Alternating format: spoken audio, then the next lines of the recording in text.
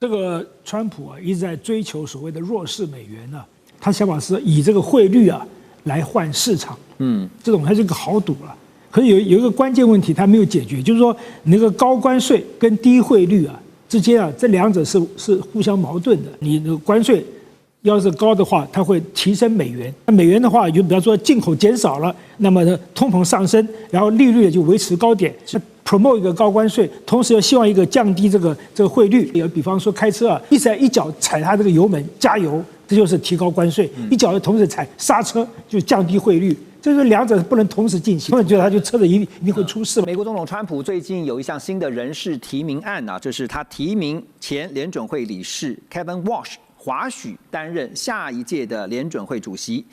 华许呢，他曾经在2006年是由美国前总统小布希任命为联准会的理事。那在金融危机前后呢，担任过5年理事。最近几年呢，他是跟亿万富翁投资人叫做斯丹利·杜肯米勒合作，并且在胡佛研究所这些学术机构来任职。美股的主要指数呢，对于这项人事命令其实在星期五看到是呈现开盘走低那美元则是走强，这显示出呢，投资人对于川普提名 Walsh 来出任 FED 的主席，那并且呢，重新会评估未来货币政策走向这个消息呢，已经有一些消化了那当然，这个后市当然还是要看接下来 Walsh 他是不是真的会是，比如说像是降息，这就是我们接下来要谈的。那包括呢几个经济数据，先提供给大家。美国劳工统计局在2026年1月30号公布了一个最新数据，2025年12月的 PPI 生产者物价指数的表现是强于预期，显示通膨的压力仍然存在。那这个年增率呢是3.0%高于市场预期的2.7%。然后日本这边呢有看到伊藤忠总研他们试算美国通膨原本预期可能会降到2%以下。但是在关税的影响下，通膨率呢大概只能够停留在2%这样的水准降不太下来。日本的关税协会甚至提出警告，他们表示关税恐怕会压低美国经济成长将近有1%左右。顾问，请问一下因为现在大家在关注是联准会这个新任主席因为川普一直都觉得那个鲍尔呢不配合他的政策那所以这个 Walsh 呢，目前市场现在是看是会配合川普的，也就是呢降息的几率很大。可是我要问的是，降息就能够解决现在美国的通膨问题吗？是，其实我们这个经济学这个专家在这里我们张老师是专业了但是我的理解是这样降息其实不会降低通膨的，对，理论上嘛降息大家更敢花钱，没错，是吗？所以你通膨会上来啊，所以这个那各位看就是说我看到的数字是。通膨美国的通膨数字9月是3%，11月、12月都是2.7%。那2.7%看起来是有下来了但是它还是高于我们 Fed 的目标是2%。对所以这个通膨可能还是，而且那中间里面最重要的数字是食品3.1%，住房租金是3.2%。那我想川普总统他想要降息，他的目标当然通膨其实已经不是他的最大的最大想要解决的问题。他的降息是希望解决很多他的债务美债务还是很大嘛，利率降下来对他来讲压力就减轻了。第二个更重要的是，他现在把全世界的国家都拉到美国去做投资，降息当然是让大家都能够好过一点嘛，能够做投资嘛所以我想就是说，现在新任的Fed的主席我想他要不要降息？刚刚讲降息不会减少通膨。那当然，这也就是他的这个两难之处了如果他要降息，他可能怕通膨反弹，但是他如果不降呢，经济可能衰退所以我想就是说我看一个数字很重要了就是那个贝森特这个我想他讲话我比较相信，你知道吗？他是川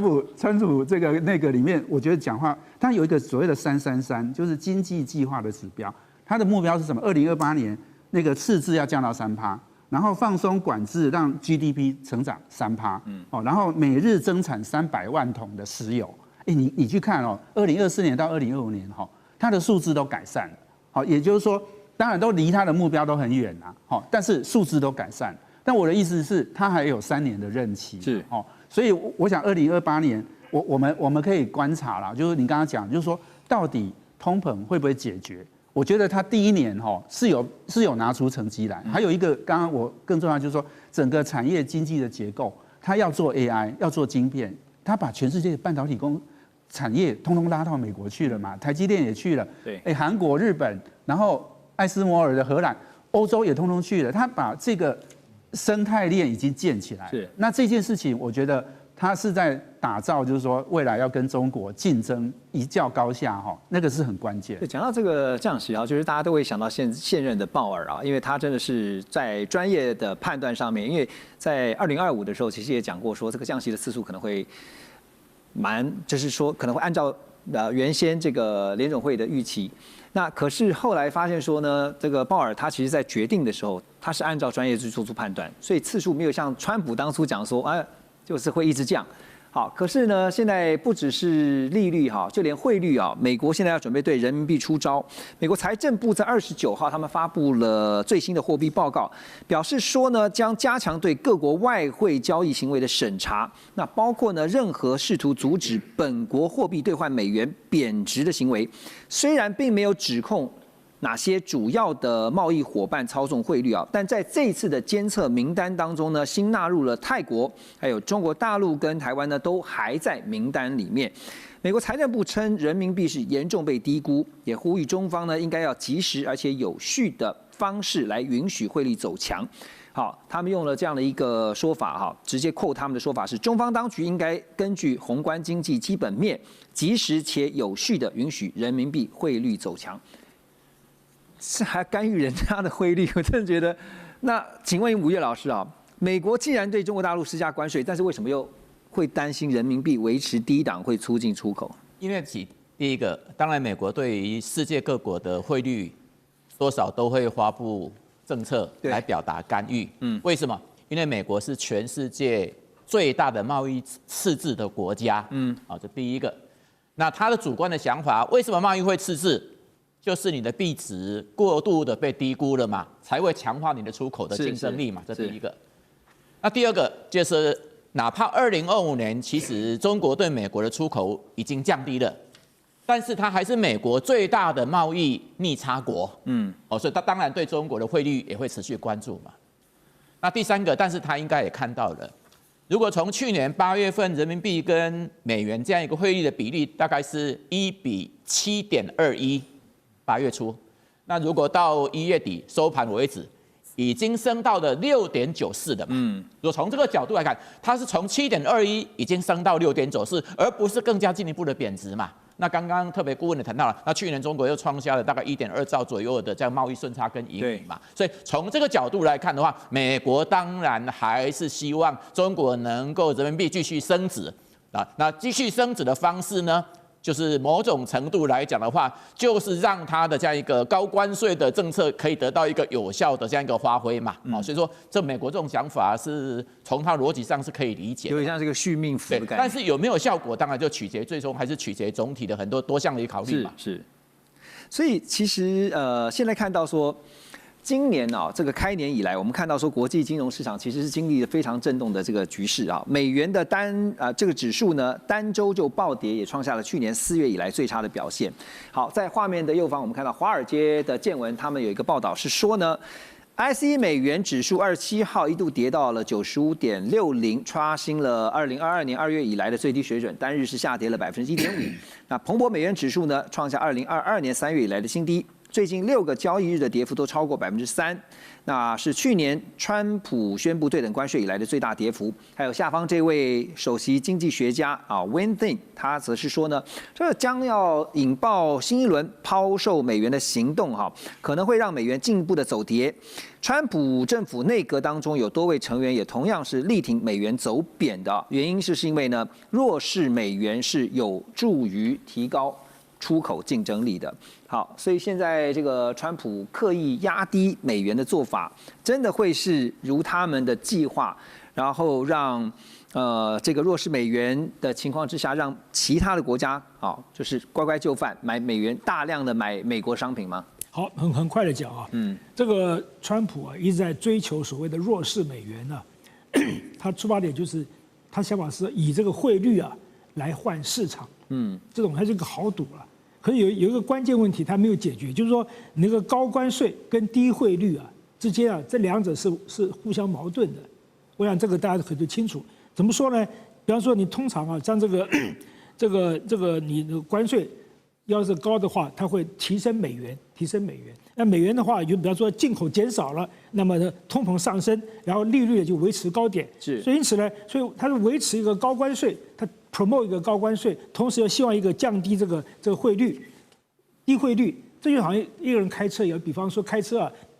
一脚踩他这个油门加油，这就是提高关税；一脚同时踩刹车，就降低汇率。这是两者不能同时进行，同时踩怎么？对，同时觉得他就车子一定会出事。最近看到中国大陆人民银行授权中国外汇交易中心最新公布了23号这个银行间外汇市场人民币汇率中间价是1美元兑换人民币6.9929元，调升了90个基点。这也是时隔大约32个月，人民币对美元汇率中间价呢再次突破了7.0。中金公司研究部首席策略分析师叫缪延亮，他认为人民币呢当前在全球外汇储备中的占比还比较小，仍然有很大的提升空间，进一步提升人民币国际化还有储备地位存在的历史新机遇。而这个《金融时报》也分析说，2025年呢，中国大陆经常账的盈余可能会创出历史新高，这个对于人民币汇率的升值形成了一个明显的支撑力道。比较大规模的中国大陆经常账这个账户盈余呢，渴望能够继续提振2026年的人民币汇率啊。所以西方媒体之前也曾经预言过，说2026人民币将会有强烈的支撑力道。这是不是就等于宣告了美国之前不管怎么样技术的关税也好，地缘政治的打压呢，都影响不了人民币的走势？安阳老师，你觉得？第一个，人民币会走升哈。在这个美国关税新世界的一个架构下哈，它有2个目的。第一个目的当然是让美国的制造业复兴，第二个目的就是美国还是最终要平衡它的这个贸易哈。那所以关税只是第一步。第二步的话是美元会贬值，但是不影响美元准备货币的一个国际的地位哈。那我们再看中国，它在15计划里面最重要的是内需，并不是外销。为什么？因为目前民间 consumption 占 GDP 的比例是4成，一个已开发的国家大概是6成左右，所以它有很大的空间要把消费要带上来。那人民币升值符合这个原则。然后也符合人民币国际化哈这个大架构。那另外在美洲贸易战里头，因为加了关税以后，还有在美国投资以后，美国会有一些通膨，但是中国因为产能过剩，它反而因为降本增效，它反而有一些通缩。那我们也知道说 ，Fed 它新的 chair 会用各种不同的说法，会把息会降下去。它为了要降息，它必须要做所谓的 QT， 就是 QE 的倒反。那这个会回到什么状况呢？要回到美国需要发超长债公债，请中国来认养，要回到以前过去的关系，就是说美国开始会需要中国来仰赖，买它的公债，因为自己的 Fed 不能去做那个角色了。那这个是回到20年前的2个人的关系，就是说美国金融风暴以后，美国发现自己可以发债。自己可以买债，我不需要中国。对，可是它会回到20年前以前的关系，所以也就是说，人民币必须要走升，才会去比较划算买美国的公债。所以长期来看，我认为人民币会走升到6，那人民币的这个购买力会更强。OK， 所以您刚刚特别提到，是尤其在2026要观察重点就在于中国大陆会全力的拉抬它的内需市场，这个部分是毋庸置疑的。应该正确来说，未来5年，这是一个大方向、大趋势。OK， 整个大趋势。然后未来5年的大趋势，就亚洲的货币相对于美元会升值。OK， 中国大陆不断在拉抬自己的经济力道，这次也听到在达沃斯的世界经济论坛上面，中国大陆国务院的副总理主管经济的这个何立峰，在演说当中，他也再次的重申，他说大陆会继续的对外开放。表示呢，中国大陆不仅愿意作为世界工厂，更愿意成为世界的市场。但何立峰也说在很多状况之下，其实是中国想买，但对方不愿意卖意有所指的是什么呢？令人吃惊的是呢，这个美国财长 Bessent 最近也透露，他说中方呢已经履行了购买大豆的承诺，而美方期待中方在2026年购买大约要2500万吨的大豆。贝森呢也表示，中方的稀土金属供应按照预期进行中，交付率90%以上，这相当令人满意。好，现在看起来好像开年才第1个月，那么大豆稀土的问题啊，似乎是摆平了，真的是如此吗？中美双方现在在形塑一个什么样的一个氛围啊？我们怎么观察？是因为达沃斯论坛一般国内媒体会翻译成世界经济论坛，只不过因为在瑞士的滑雪圣地达沃斯举行，所以也会称为达沃斯论坛。那么我们从中美两国的这个高阶官对来看，基本上还是抱持友善态度了哈。不过我们会综合媒体的报道，会把它归为外交辞令，因为不要忘了4月前后会有川习会，总是要营造一个友好的氛围来铺陈未来的川习会。那特别是里面提到说有2点，刚刚荣友特别提到。这个美方需要中方啊，这个履行大豆买卖的契约，好，那特别要跟观众朋友报告，就是说，2025年的配额是1200万吨，好，那希望2026达到2500万吨嘛。那经我查核呢，最盛期是4000万吨，所以即便如此，离巅峰时期还是有一段距离。对，那中国是世界最大的粮食生产国，同时也是最大的进口国。那美国的大豆呢，光中国就吃掉了大概将近1/4。不过中国这些年来做一个风险的管控，多元的进口，包含阿根廷、巴西都有进来，所以这一点必须这样解读，也就是说达标，但是呢没有达到过往的巅峰。那此外呢，稀土方面呢，虽然现况来看也有履行承诺的交付，但是呢未来会不会如此，会不会变成另外一种卡脖子的手段，变成中国的一个杀手锏？这有待进一步观察。那我们特别强调就是说，这个何立峰讲到说，中国想买，对方不愿意卖，其实前面他还讲一句话了。中国不会刻意营造贸易顺差。那2025年的中国贸易顺差达到1万亿美元。那1980年刚改革开放的时候，还贸易逆差10亿美元呢。那为什么会这样子呢？主要是中国制啊，Made in China的东西价廉物美，很多国家用得很高兴。是。好，那但是呢，又担心出口高阶的这个物品，这个让中国呢获得更强壮的一个工业基础。那什么东西美国不想出口到中国呢？第一个。这个像爱斯摩尔这些光刻机等等啊，这些美欧诸国不想卖。再就是半导体的先进制程，还有航太科技的这些发动机，比如说中国商飞 C919，就因为被卡脖子居不想输入发动机，让它出货大为减少。我想这个地方都可以值得再观察。对，2026开年才1个月哈，已经快要结束了。那看起来这第1个月似乎是有稍微缓和，因为今年对于美国来说也是非常重要的一年，因为美国知道，大家知道今年有非常重要的其中选举哈。那大使又是怎么看着2026开年是中美双方在经济上面交手的这个起手式？起手式应该算是还是一个握手言和的一个状态了。那而且是双方尽力在维持各种的这种矛盾中间的一个平衡。那当然就是说，2025年10月在吉隆坡的上一轮的经贸谈判，双方已经有一些具体的一些成果。那这一次何立峰跟这个贝森特见面其实就在 compare note， 就是说大家对于彼此承诺事项实践的情况如何？那甚至有人就比较乐观说，可能2、3月第6轮的中美经贸磋商可能还会举行，以便在为4月川普到中国大陆访问奠定一个平衡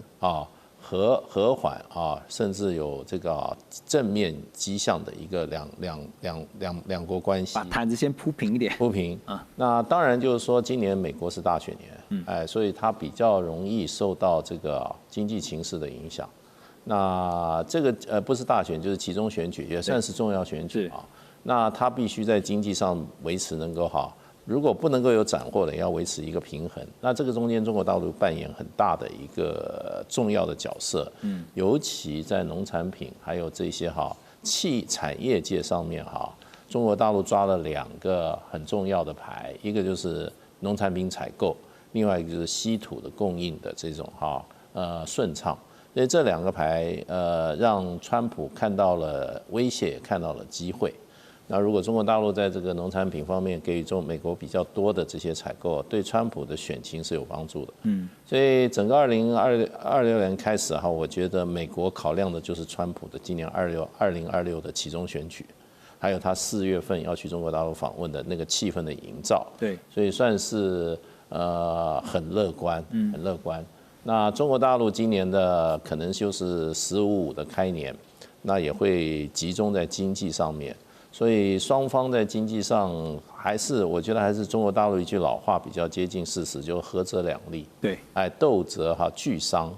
那所以如果有人期望今年中国大陆跟美国的关系是动荡的话那么各方面是冲突大于妥协的话，那我想这样子的想法人一定会失望。对，确实这个对于中美两强来说，今年如果还是像去年2025要斗得这么凶的话，其实对双方都不太好。那当然，这个美国波士顿顾问公司在这个时候也提出了他们的一个观察，说各国未来在贸易领域方面的去美化，值得大家来进一步的探究。那这个去美化呢，使得美国到2034年在全球商品贸易中的占比可能从12%降到9%。德意志银行全球货币研究的主管叫做 George Saravoulos， 他就分析呢，他说欧洲拥有格陵兰，也持有大量的美国国债。那欧洲国家持有大约8兆美元的美国国债跟股票，是世界其他地区总和的2倍。当然，这个因素呢也被认为这次川普呢在格陵兰议题上面，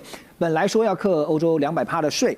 关税但是后来有他口的这个原因这个其中之一就是因为欧洲很多国家拥有大量美债。好，所以外国所持有的庞大美债，真的就是美国现在非常膈应的软肋吗？安老师。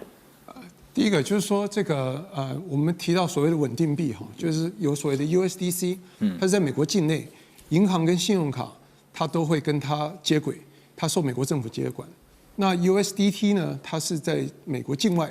它可能是跨境也好，黑市也好，它是非美国监管。那因为 USDC 跟 USDT 它会越来越普及，它会让美元的使用率增加，而它又是 link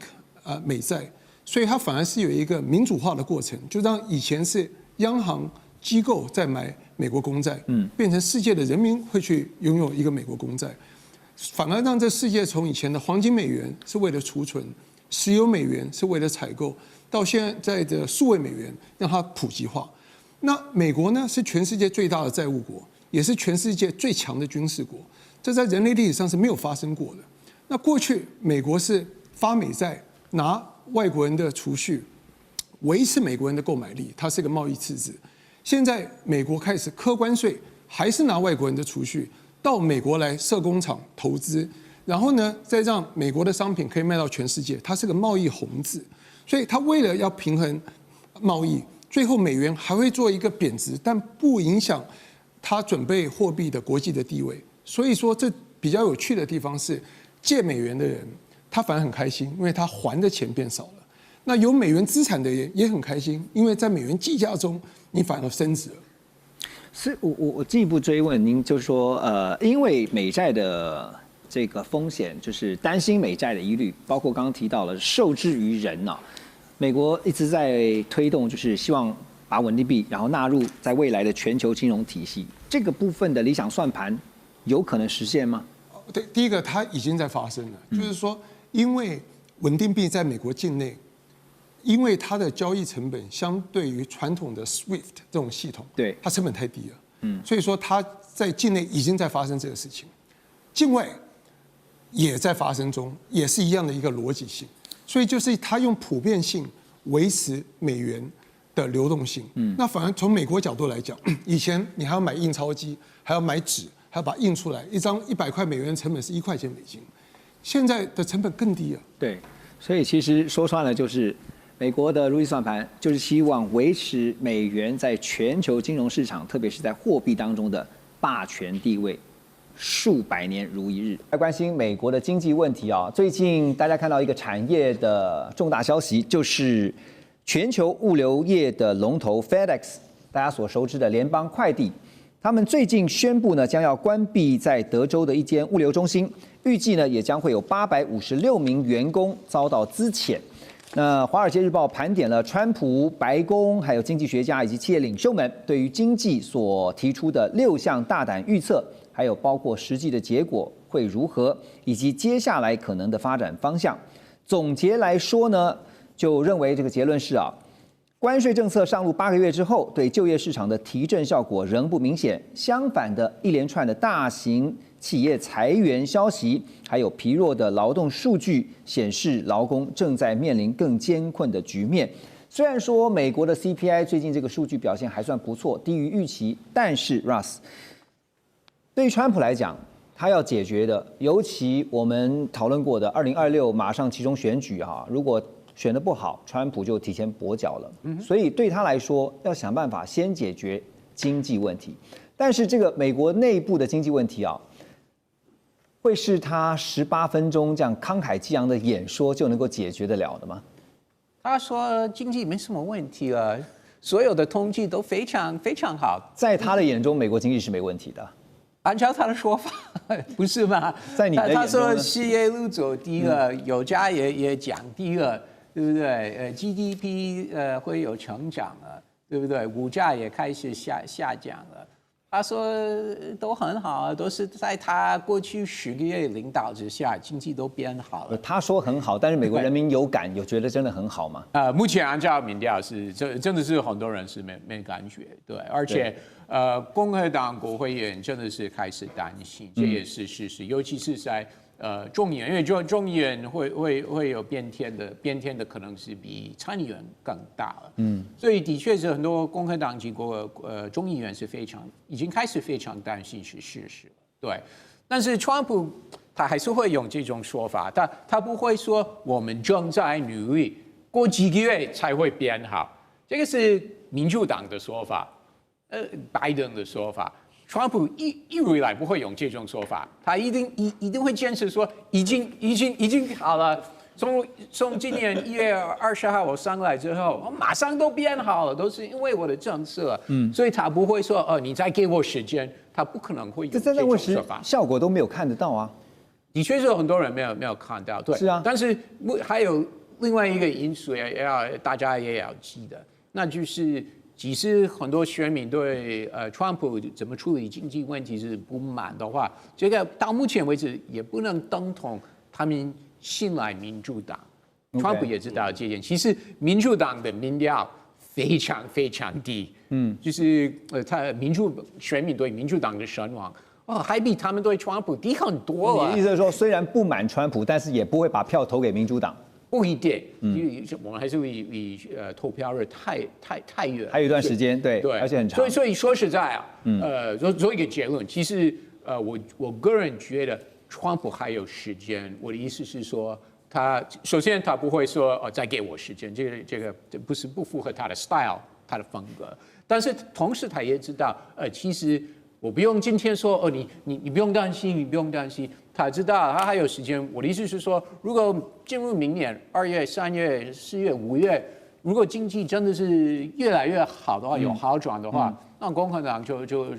很安心了。也没错啦，因为明年11月嘛，才对，这样算一算还有快1年的时间呢当然在这次最新他在18分钟对全国的演说当中，其实是听2个重点，一个。所有的错都是前朝的错。第2个呢，就是呢，在我上任以后呢，我真的是 MAGA 就是我让美国再次伟大，我是美国的救星。可是这如果真的说美国民众他们真的是不是没耐心了因为你如果听到总统这么说，可是你没有感觉，那该怎么办呢？我们就来看一些民调数字这个礼拜公布的 PBS News， 还有 NPR， 还有马瑞斯特研究所所公布的联合民调，57%的美国民众不认同川普处理经济问题的方式，而且呢，多数受访者对生活成本表达了明显的担忧。另外，根据 YouGov 在16号公布的调查，52%的美国民众认为川普任内的经济状况正在恶化。那也就是说，就算他发表演说，因为他这个礼拜发表了这个全国性的演说，而且他一直强调关税正在发挥作用，他一直不断强调 tariff 真的是一个很好的字。然后呢，创纪录的企业回流到美国，大量新建工厂，也提到他在第2任内创下的这个破纪录的18兆投资。但是在他讲完以后呢 ，CNN 就做了一个 fact check 这个事实查核，就查了一下。就说这个数字不是真的这不属实你乱讲18兆投资，根据白宫官网的数字是9.6兆美元你这讲了1倍之多，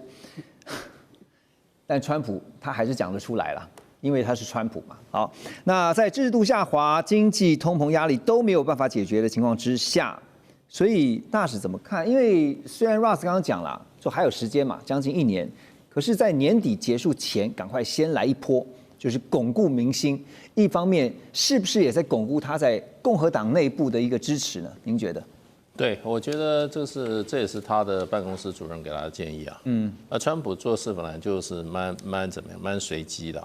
对，就突然这个演讲看起来好像已经是在进行选举的演讲了，已经在选举那其中演讲。不过说实话，我也赞成 Ross 讲，那时间还很多了。不过民主制度啊，都是最后2-3个月，有的最后1个月。这个选民都很健忘的。对，那个你现在的状况，说实话，川普的这个民调低，美国很多总统一上任，他民调都是往下降的。都没有说往上升的，对，你吹牛很容易，你当家以后，大家对你都是失望的，你能做不出什么呢？那所以我觉得就是说，他时间还算蛮多的。那可是这里面有几个问题，就变成就是说，川普还有几招，他认为对他是万灵丹啦。第一个，他掌握那个联准会，他就要降息。降息对美国人很多来讲是好事，为什么？美国人都在借款。美国人的 mortgage 汽车每天都是在那边付月初拿到钱就在那边写支票，就是钱都支出去了，都是还的那个 mortgage， 都是还那个分期付款，所以你的利息降了，你在做杠杆啊？是绝对有帮助。第二个，他要降税，他明年他要降税，降税的话，很多人是可以获利啊。那他也释出很多这些怎么讲呢？把很多这个钱啊也往市场里面去，所以我觉得川普是对自己是应该还有信心的啦。对，另外他明年他摆明了，他叫这个贝森特说，我们跟中国大陆休兵1年，这个1年就是为了他明年的经济，因为中国大陆事实上的话，在对美国来讲是提供很多美国人民生必需品的一个重要来源。你短期也能很难找到其他的替代品，对不对？现在中国大陆这个经济体是一个很奇怪的经济体，中国大陆可以做最精密的这些电子产品，还有这个电动车啊、电池啊，中国大陆现在连打火机都还继续在生产，也就是说这是一个很庞大，可是呢又很独特的一个经济体。那所以呢，我觉得川普明年也在赌跟中国大陆的经贸关系保持平稳，然后呢，习近平主席多买一点农产品的话，川普的日子就好过很多。除了农产品以外，现在还希望买一些科技产品啊。对。倪老师觉得啊，因为我们看到在最近这个川普政府决定要开放 H200出售给中国大陆，然后甚至呢，包括 Blackwell 也考虑正在想要不要放手。好，那未来这个特别是在新1年如果以休兵的前提来看的话，美国方面对中的科技政策会有什么样的调整？我们其实刚刚有讲到，就是像大豆嘛，直接讲农产品就是大豆，这个是很重要的一个议题嘛。可是其实今天对美国来讲，更关键的会是晶片啊，是辉达呀，是什么纳斯达克、道琼这些这个科技股的一个走向才是关键啊。所以其实今天来看的话，这个不管 H200到之前 H20，我个人会认为大方向它一定还是会持续的去抓住一个说，我们跟中国可能有一些互动，甚至有一点对抗竞争的言辞，一定会出现在它的，不管是我们看到 NSS 还是什么，一定会有。可是底下可能有一些特殊款项，像是这个哪一种特殊晶片，用一步慢慢的方式去开放，因为他也知道，今天对中国来说，你要全面的去围堵或者是阻止这些晶片去带中国的一个销售的话，最后其实就像七伤拳一样，你还是会回馈到反击到自己美国的经济。川普从1月份上任以后我们说川普的2.0，他上任以来，他给外界的态度一副就是展现了顺我者昌，逆我者亡的这个心态。从最近呢，他宣布了华府进入到紧急状态而且是犯罪紧急状态，派遣了国民兵全副武装的驻扎在国会山庄和白宫，有绕过地方政府，直接要求华府的警察权必须是要由联邦政府来掌管。这个华府的警察总会听联邦政府就是被抨击说是不是在做军事管理的预演，而且不尊重地方中央分权的精神。另外，川普还强行冻结了国会核定的49亿美元的经费，等于直接挑战宪法当中国会掌握预算大权的根本原则。就连自家人共和党内部都有声音批评说，川普已经踩在违法的边缘哦。那好，提到了这些种种的乱象啊，还包括了最近川普直接就拔除了联准会的理事库克，那展现的是要全面掌权的野心啊。我想问的是，美国的体制因为向来是以民主国家的榜样自诩哈，但是这个体制有办法制衡现在权力无限扩张的川普吗？大使觉得，目前是没有，目前无法，因为你国会完全掌握在共和党手里，国会的共和党基本上是团结的话，国会这个机器就没有办法发挥制衡权力。你知道美国的制衡权力最强的。能够制衡总统权的最大就是国会，所以现在是全面执政。国会你不制衡不制衡总统，总统就可以为所欲为。当然美国还有这个所谓的最高法院啊，就是还有这个司法这条体系。那问题司法体系问题，他现在大法官很多都是当时川普所任命的。对，所以这里面有人情跟意识形态跟价值体系的关系里面。那所以大法官会议的话。事实上也可能他的意识形态可能也比较倾向于川普的话，那你这个美国的最高法院啊，那么是不是能够发挥制衡作用，也是一个问号。这就是他体制上就是这样。不过问题就是说，他现在做了很多事啊，比如说这个啊接管这个华府啊，接管下个月接管芝加哥啊，这些其实在法律上是有瑕疵的啊，然后他现在他这个贸易的这个加税也法律上有瑕疵的，那事实上的话，它可以慢慢形成一个政治的压力。那你也不能说今天共和党他今天在参众两院的议员就不会倒戈，哎，所以就变成美国社会它还是有一个过去有所谓第四权啊，也就是媒体，也就是老百姓的这些对你的政策的接受与否。那所以就变成就是说，目前的政策化，其实我们很多看法，学过美国政府觉得哇，川普胆子真大，敢走这个钢索，对不对？你就是把这些所谓的引用一个过时的法令，就把美国国会的这个贸易权全部接手，对不对？另外一方面，把这个美国的联邦主义的这个所谓的州权跟联邦权的界限，一下把它踩平，对。这些来讲的话，我们都觉得他在走钢索。他现在最想接管可能是联准会。那这些独立机构你要去接管，对。所以川普上次也露了馅啊，他自己在访问的时候，他也不加掩饰啊，说其实这个独裁也不是什么坏事啊，意思就这样讲。就是说乱世要用重点，乱世要出这种强人。他现在形容的美国就是一个什么乱世嘛。就是乱七八糟的，他要把美国 Make America Great Again， 对不对？那问题就变成就是说，这个里面他要跟时间赛跑了。还有就是说，最后决定谁胜谁负的话，那么是要看这个老百姓的感觉。对，那就是说经济上有没有感觉受力，社会上有没有社会秩序更好。然后我在你川普这种搞法之下，我觉得更喜欢这个美国家，还是我更讨厌这个国家？因为毕竟人民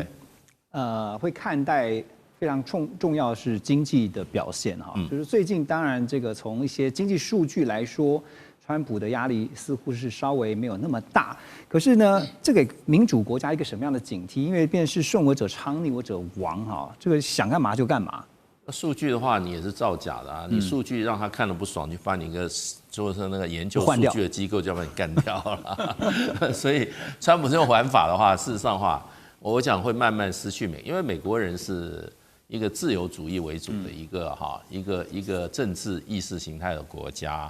然后他们基本上，我们以前念美国政府的时候，美国的这个所谓的建国诸贤他们就说他们那是 the least government the best government，越小的政府是越好的政府。小政府，川普现在是扩权啊，对啊。然后呢，其实在美国的这个政治体制里面，就是 check and balance， 就是制衡。所以你看美国总统很神气，都是在外交政策上去管别人国家、修理别人国家，他都很神气。传统上美国总统在面对内部的事务的时候，他是束手束脚。所以川普就是讨厌这个束手束脚，所以他在大破大立。可是这个东西哈，他已经做下去的话，法律的追诉权还在的话，他将来如果说这个期中选举他失去2院，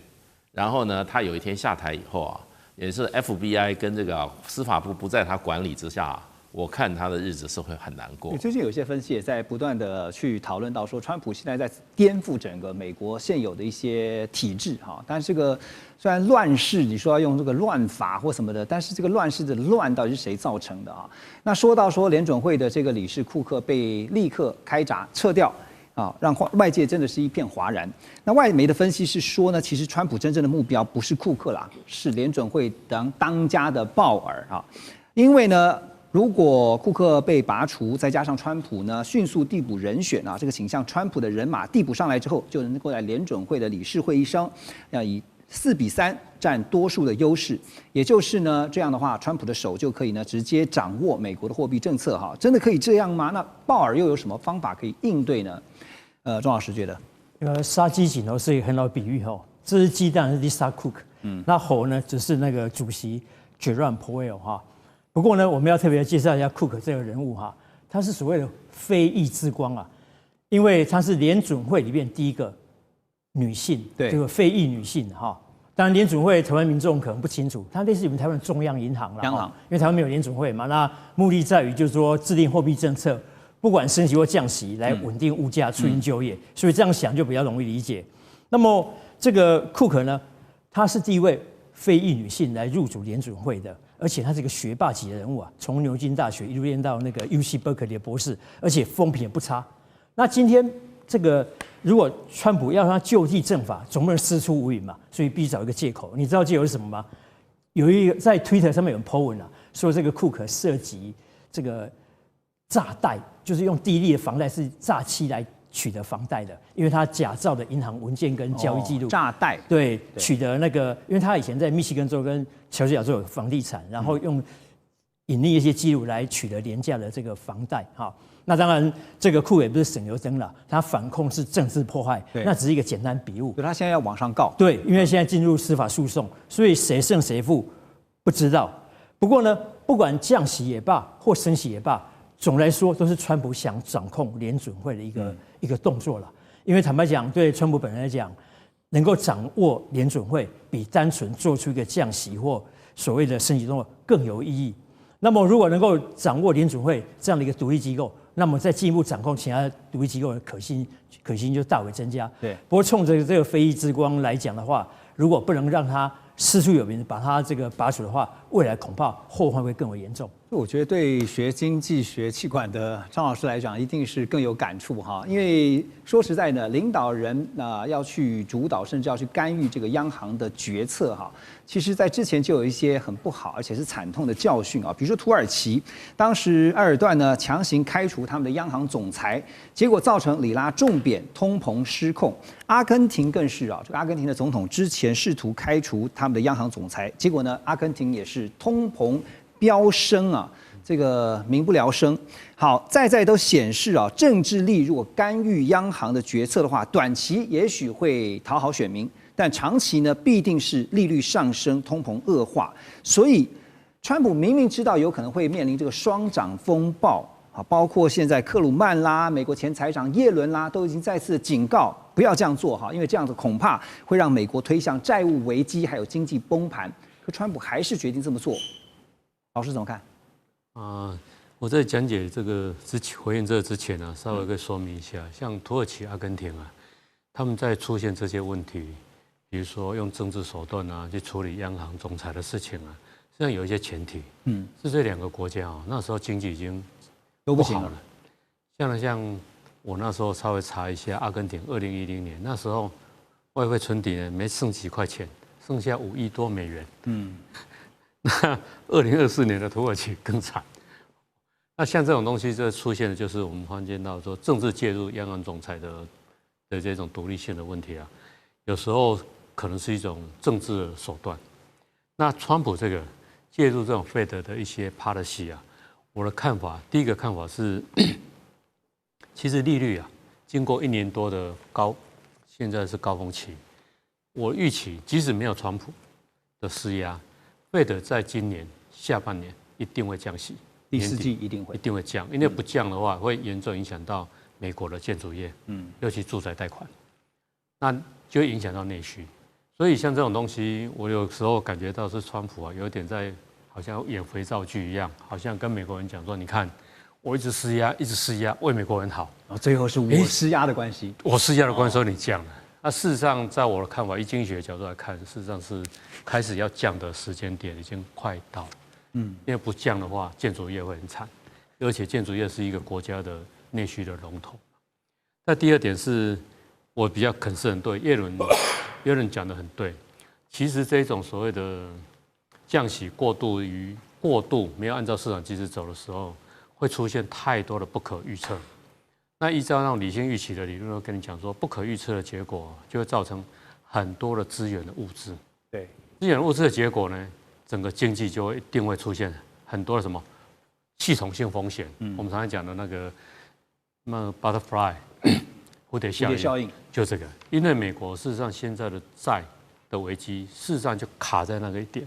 如果真的有蝴蝶效应出现的时候，美债真的会出问题。包括那个利率，长期利率的飙升。那再来另外一个飙升的结果，还有这物价上涨的结果，通膨嘛，通膨的结果一定是经济衰退。这是耶伦他的concern，这是对的。那最大的会出现最大的问题是什么呢？因为任何一个民主国家的市场机制的反应，包括人民一样，对很多的 policy 的反应是迟滞的。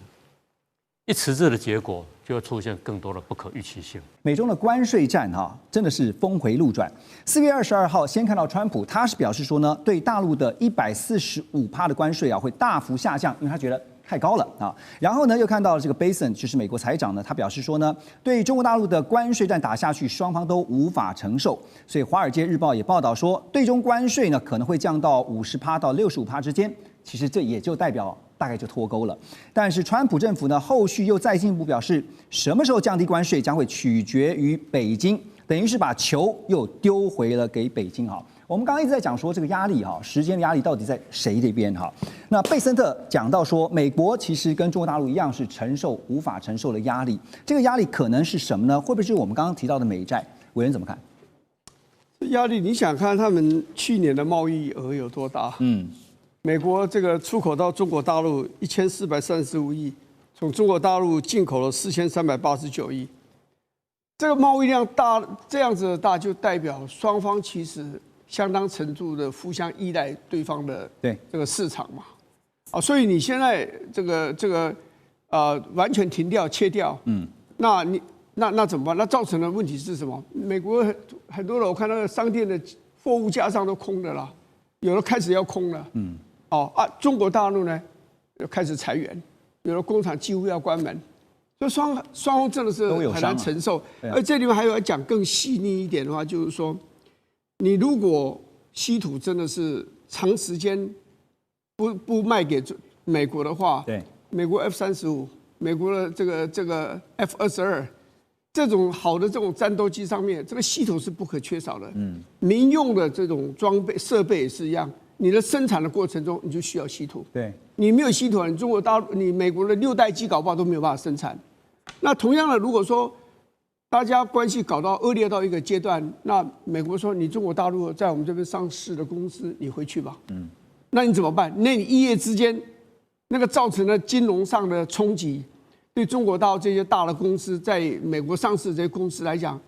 这个是致命的伤害了。所以，如果双方都是两手一摊，都说没办法，那么我们就切断吧，对于两方都不好那委员你怎么看？什么样的迹象可以看得出来，中美双方真的是朝向要会谈来协商关税了？因为是不是至少是应该先由目前中方所指派的贸易谈判代表李成钢先跟美方见面，表示有个迹象呢？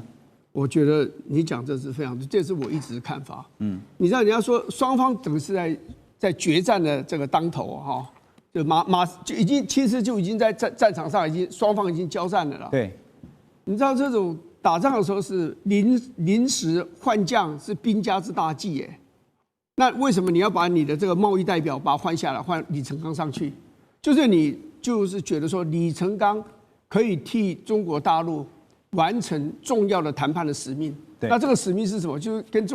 跟美国谈嘛。所以我觉得这是一个，至于美国方面，我觉得贝森特的他整个影响力的上升，我觉得他如果要分的话，他比较像是各派。这个 Navarro 跟这个所谓的这个商务部长卢特尼克，我认为他们还比较像一点。这个所谓的鹰派啦，尤其纳瓦罗，那真的是标准的这个所谓的这个鹰派啦。所以这个90天的这个对等关税这个概念是纳瓦罗提出来的，是他一手策划的。可是这个对等关税90天的这个延后实施是谁宣布的？其实就是贝森特宣布的嘛。对。他自己那天就散布出来，我看他是有意的嘛，就靠近记者，就哇啦哇啦讲了一大堆。川普没有讲话，设计这个90天的这个纳瓦罗没有讲话，然后这个商务部长没有讲话，就财政部长出来先讲的话，这个就是一个迹象。然后那天开内阁会议的时候，这个川普就讲这个谈判这个问题，那就交给这个。商务部长跟这个财政部长嘛，是那我看就靠边站啦。那这个国际贸易这个代表处也等于是靠边站一样嘛。还有个最重要的一件事，你会看出他的势力快速的上升，就是马斯克跟他闹在白宫两个人闹到几乎是打架，只是拳头没有出来，胸撞胸这样子撞得大吼大叫。为什么？因为他们要推荐一个所谓国税局的代理局长的人选嘛，对，最后川普拍板定案，谁推荐人赢呢？又是贝森特嘛，所以就这一阵子这种非常顺风顺水的那我坦白讲，就是贝森特。从中方的人事布局就是换成李成钢，也可以看得出来，就是中方的态度很明确，要谈可以回到 WTO 的架构下来谈，你不要这个。你起码有个规则跟我谈嘛，所以它的布局也是有它的原因所在那至于中方，我们看到最高层呢，当然就是大陆国家主席习近平4月24号，他再度表态说，关税战、贸易战没有赢家，中国不惹事也不怕事。而贝莱德集团的常务董事叫桑晓尼，他就分析说，习近平因为常年不接受经济学家的建议，执意发展出口导向经济，当然这也使得去年2024大陆对于这个世界各国的贸易逆差总额达到了1兆美元。这次面对川普关税的进逼胁迫，那么恐怕必须要改弦易张，改以内需导向作为发展经济的主轴。确实讲到了大陆的内需有不小的挑战。那接下来大家也在观察，就是5一长假到底国内市场的消费动能是如何？北京要怎么样去思考这个提振内需的问题进一步的去点燃内循环的火？大使觉得，张晓尼他现在他过去是贝莱德的总经理他现在已经下来了不在第一线了所以他这2天写这个专文他是投书到这个日经亚洲，他做一个投书个人投书我认为他是在帮川普讲话，对，他在这个时候攻击习近平是有他的目的的是，那不过他这个讲话是对我们对大陆的经济发展的这个政策的认知我们的认知了解是完全相反的。中国大陆是在搞双引擎他难道没听过这什么叫内需导向吗？中国大陆双引擎搞多少年啦？他在这个时候讲，而且赚1兆美元，这个不是只赚美国对，这是赚全世界的钱，对，美国只占1/4，多一点而已。所以我觉得他这个文章跟事实的基础有很大的有点以偏概全了。他有目的性很强目的性很强。那他如果是要对这个大陆他想要去怎么讲呢？挑拨离间嘛，就是说在国内的社会把这个内部激起这个对习近平的不满嘛，这个是不会有作用的嘛。中国大陆现在是同仇敌忾，倒是川普的境界是比较岌岌可危所以国际上这种政治斗争常常会透过这些人的笔也可以看出来，他们现在美国是怎么样。怎么讲呢？各种手段都出来。那不过就变成就是说，这一场贸易战事实上是已经开打了而且打的是很凶的。不过就是说一直在自导自演跳上跳下的都是美方。是中国大陆从头到尾立场非常坚定，主要是这样啦。这个贸易打仗的话，就说你出的权重不重是一回事，你能忍受多少权，你能承受的力量哈，那更重要。那这个时候双方就在比韧性，没有错。川普的认知说，这个中国大陆怎么会跟我们玩硬的呢？我卖的比他卖的比我们卖的比他多。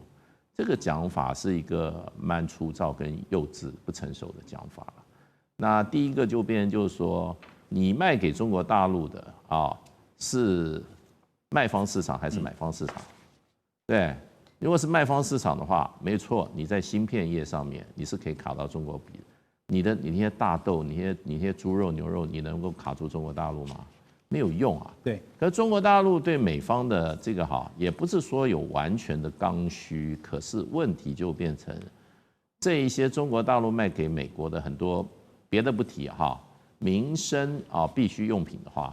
它在短期内找不到替代货源啊。那这个会在美国的这个商品价上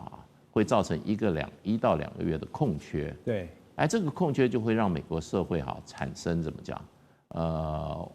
这个叫通货膨胀，还有百姓的不满，所以就变成就是这种韧性来讲，美国不是中国大陆的对手。那另外更不要讲说刚刚提到的稀土，还有波音的问题，对不对？还有就变成就是说，这个中国大陆还有很多地方，对美国还可以出手没有出手的，因为上个月中国大陆居然增购美债啊。那有一个解释说我现在多积一点武器，到出手的时候，我的武器我的刀更大一把，所以就变成美国是相对之下，就是说它能够它的韧性、它的防守的能力、承受外界对它出拳的能力它是差很多的。所以我觉得这是川普他现在跳上跳下，这个甚至有说谎的嫌疑的这样子情况我想是最主要原因是川普比较慌。那 IMF 前2天公布了中国大陆，就把各国的这些今年的经济成长率的预测都调降了中国大陆调降1%而已那中国大陆如果说这场关税战上，国际组织对它来说就是1%，对，那美国更多对不对？那美国本来只有2点多的，后来降到1点多，所以呢，这个就变成说大家承受的能力。另外一方面就变成就是说，对中国大陆来讲，现在是完全进入战时。这个战时就是虽然打的是贸易那中国大陆用了很多策略，就是第一个一招一招出，都出乎川普的想象，而且态度的强硬也出乎川普的想象。那就是说一般的这种国与国之间的斗争来讲，大陆现在就是把你晾在那边看你川普在跳上跳下，因为最坏的打算已经做了。那我看大陆上来讲的话，义乌他们最近很多访问，义乌很多厂商出来说，我的市场过去美国就是只占2成或到4成，我现在是要转移。那另外一方面的话，这个最近大陆也有看访问，特别跑到这个东莞有一个村子，那叫玩具村，也就是说，你今天你会造成多大的冲击的话，东莞承受的冲击很大。那东莞做玩具，东莞什么都做，玩具就是一个村。是，所以对中国大陆来讲的话，我觉得就是说，都是在他的这个估算之下打这场仗，不像川普是怎么样，这种赌博式的打。对，那所以才会一个他自己从这个开始竞选就讲的关税、对等关税，这个政策只有8天的寿命对不对？4月2号推出来，4月10号就暂缓90天。那他现在每天都需要什么？他自己公布一些好消息，因为没有好消息，所以他自己必须要找一个台阶下来对美国市场是很危险的。大使刚刚讲到一个重点就是特别是替代商品的问题，就是说谁比较需要谁也难怪最近我们看到像是 Walmart 或者是 Home Depot 就强调说，哎呀，赶快不解决的话呢，再过不久我们这个货架上面的货品都没了，那怎么办呢？2025全球局势必须关注，中美赛局牵动地缘风险，连带影响台海两岸未来。寰宇全世界，关心全世界，权威分析，专业观察，客观立场。每周6日，请您准时锁定，一同关心全球大事的瞬息万变。